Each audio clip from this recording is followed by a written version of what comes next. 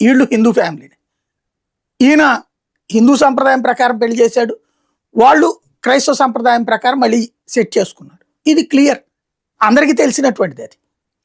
అది దోషమా వాళ్ళ అమ్మాయి వాళ్ళ అల్లుడు క్రిస్టియన్ అయితే ఈయన క్రిస్టియన్ అయిపోతాడా, కన్వర్ట్ అవుతాడా ఈయన?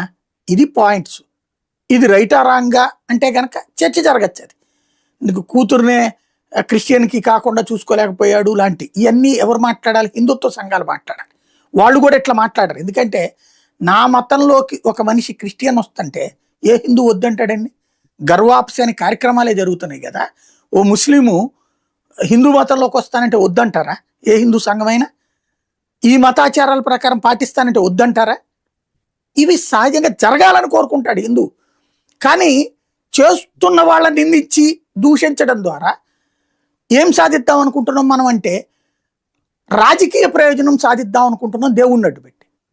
ఖచ్చితంగా లడ్డూకు సంబంధించి గతంలో బ్రిటిష్ వాళ్ళ హయాంలో కూడా జరగనంత జరిగింది. ఇప్పుడు ప్రచారం కారణంగా ఆ ప్రసాదాల పట్ల నెగిటివిటీ క్రియేట్ కావడం, దేవుళ్ళ మీద అలాంటి నెగిటివ్ క్రియేట్ చేయాల్సిన అవసరం.